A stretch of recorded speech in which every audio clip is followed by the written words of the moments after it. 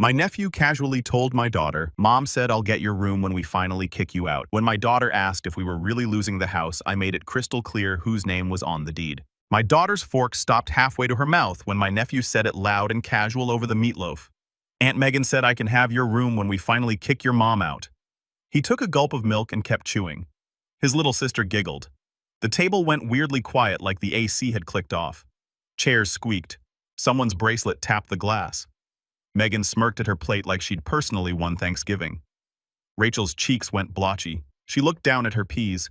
Then she did what she always did when she was afraid of being rude. She leaned closer to me so only I could hear. "Are we getting kicked out, Mom?"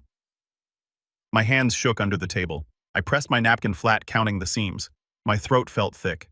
This was my dining room, my plates, my grocery list on the fridge behind me, with oranges foil cat litter. Their casserole dishes sat on my counter. Their jackets hung on my hooks. The bedroom in question had a teal bookshelf and a paper chain Rachel had made out of old language worksheets. Her name was on that door in glitter letters. I heard Megan say, "They know we're just joking," to our mother not looking at me. Mom gave a tiny shrug. My brother chuckled like it was all so silly.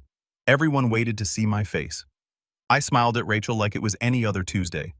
"No baby," I said, steady. Then I looked over at my mother and didn't raise my voice. "Actually ask Grandma whose name is on this house." Mom's face changed first. Her lips pulled in, her eyes flicked to my front door, then back to me. A beat passed. You could hear the refrigerator hum. Rachel peeked up at me. I tucked a curl behind her ear and kept serving green beans like I wasn't holding my breath. Megan's kids lost interest and started arguing about fries, but the adults kept their eyes on me like I'd put wire on the table between the salt and the butter. I should have known that moment was the whole house of cards slipping. Well, now a few words about me. I'm Cecile Sanders, 36, Atlanta, Georgia. I make a living teaching foreign languages. It started as tutoring at my kitchen table and turned into a YouTube channel and an Instagram page. My shorts about how to roll your R's and not sound like a robot have 200,000 subscribers on good weeks, 90,000 on IG. I sell little $29 PDF guides and a $199 pronunciation course that keeps my lights on. I film in my spare bedroom with a ring light and a cheap mic that works better than it should. It's not fancy, but it's ours. I'm a single mom to Rachel, 9 years old, who hoards library receipts like they're autographs. 2 years ago, after my divorce, I moved into the bungalow my grandparents left to my mom. The plan, according to her, was temporary, baby. Help me fix it up, keep it in the family. I was just grateful I didn't have to sign a lease in that moment. The roof leaked, the AC coughed like a smoker, and the kitchen sink rattled when you used the garbage disposal. I put my YouTube money and every tutoring dollar I could into it. A new roof was $9,800, HVAC $6,400, plumbing $3,100.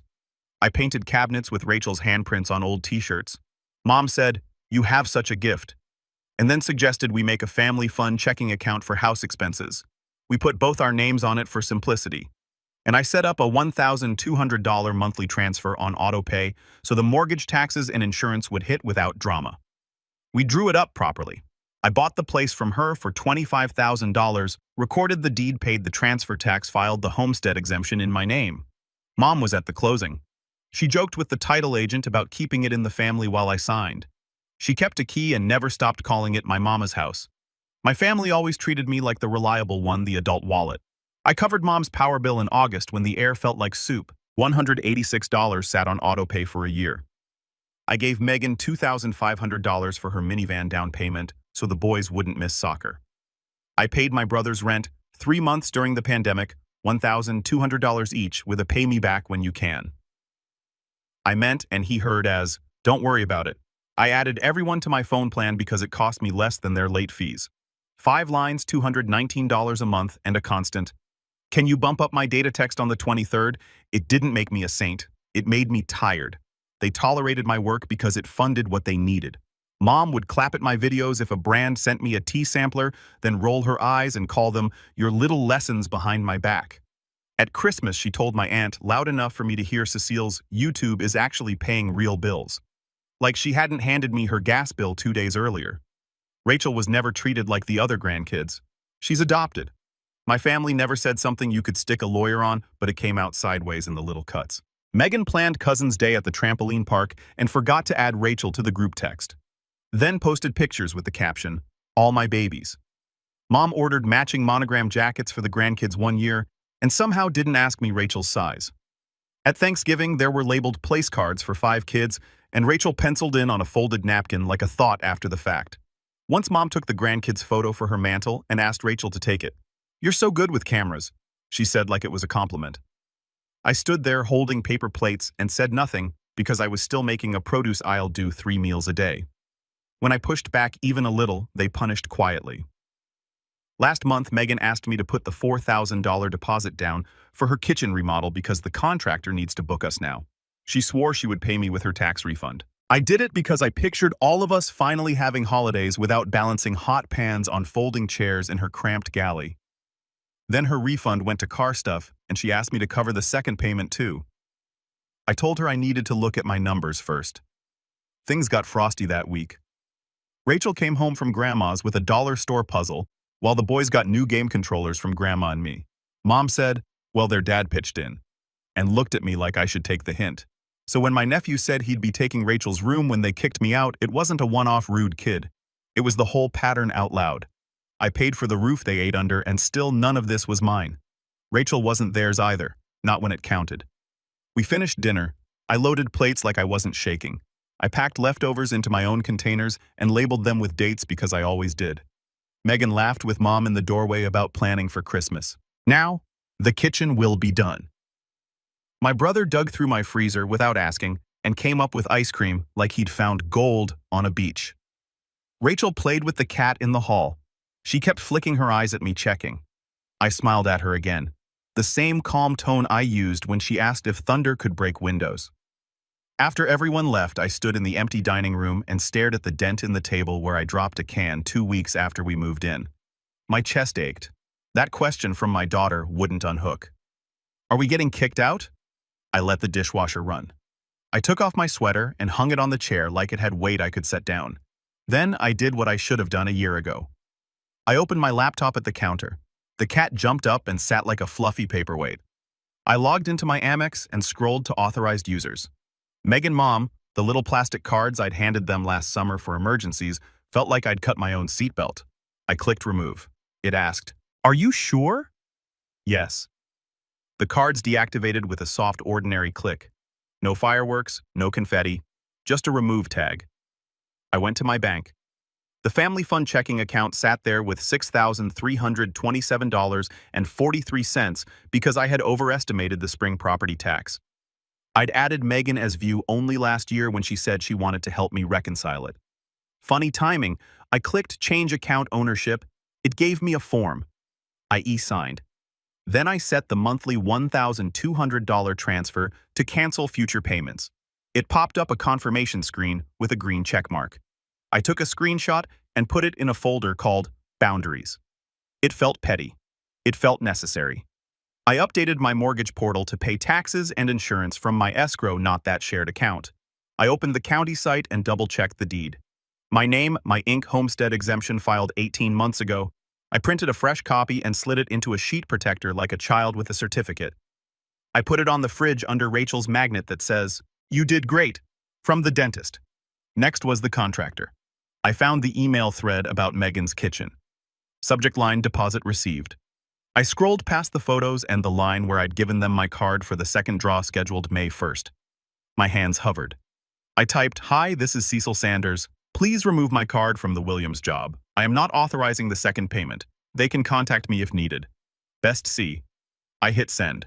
A read receipt popped up. 2 minutes later, a reply. Understood. Card removed. I exhaled like I'd been underwater. I logged into my phone carrier. 5 lines. Mine and Rachel's mom's, Megan's my brother's. Every month, like clockwork, I paid it the minute my AdSense cleared. I scrolled to manage lines. I typed a calm note I could paste later because I knew the blowback would be loud. Final date to port numbers. May 15th. After that, lines suspended. I copied the confirmation email into Boundaries too. Then I booked a locksmith for the morning 9 a.m. Change all exterior locks. Add a deadbolt to the back door that sticks. The guy on the phone said, "You want a keypad?" I said yes, and gave a 4-digit number that wasn't my mother's birthday. I texted 2 people, first my mother. Effective today, I'm removing you from my credit card and from the house account. This is my home and not shared property. Please plan to pick up any boxes you've stored in the garage by June 1st. I will not be answering late-night calls. We can schedule a time to talk next week. Then Megan, I am not paying the second installment on your kitchen. Contractor has removed my card. The family phone plan will end May 15th. Please port your number by then. Please don't involve the kids. I put my phone face down. It buzzed again, then kept buzzing. I washed the counters with hot water. I breathed with it. In, out. I went to tuck Rachel in. She'd stacked her stuffed animals like they were protecting each other. "Are we in trouble?" she whispered. "No." I pulled the blankets to her chin. "We're in our house and we're okay. Even if they're mad. Even if they're mad." I kissed her hair. It smelled like chlorine from swim practice and strawberry shampoo. The last thing she said before she fell asleep was, "Can we paint my room the blue from your video where you said azul?" "We can."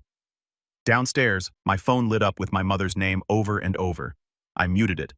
I opened my editing software and trimmed a pronunciation clip because even moms with earthquake hearts still have Tuesday posts to schedule. The ring light reflected in the window like a tiny full moon. The cat purred at my ankle and didn't care about any of it, which helped more than it should have.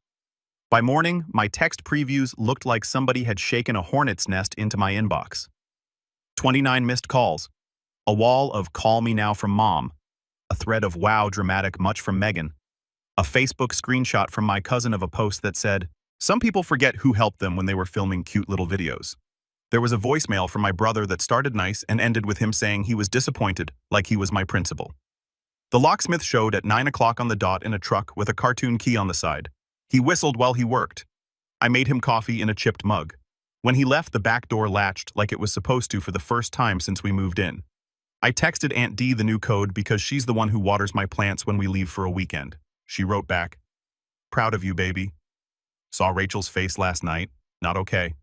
At 10 o'clock, Mom banged on the front door. Her old key didn't work. The doorbell cam notified my phone. Person at the door. I glanced, saw her standing there with her purse like we were going to brunch, and let it go to voicemail. She knocked again, then harder. I cracked the window and said, "We can schedule a time to talk. Not today. You're making me look like a fool," she said, voice sharp, like the neighbors were listening. "We were joking. You can't cut off your family because of a joke." I kept my tone level. "I'm not your backup bank, Mom. I'm Rachel's mom.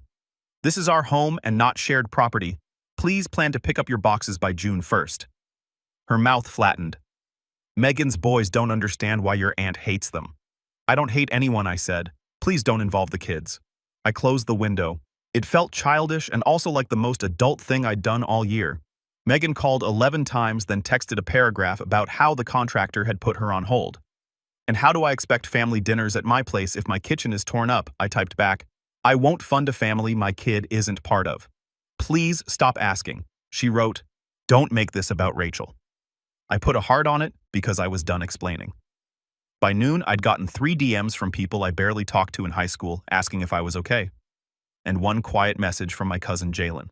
"If you need me to come over when they show up again, say the word." I wrote back, "We're okay. Thank you." He sent a thumbs up and a photo of his dog in sunglasses, which made Rachel laugh so hard, milk came out her nose at lunch. I posted a video in the afternoon, a 15-second tip about the difference between pour and paw. While it uploaded, my phone lit with a string of "wow" and "you're cold," and "we never asked," and "after all we've done" from my brother. I didn't engage. I folded towels. I set 2 aside that were threadbare and made a note to replace them when I could. Practical things felt like sandbags around my house. Mom left in. Then I went to the backyard with Rachel. We sat on the steps with popsicles and watched the cat chase a moth.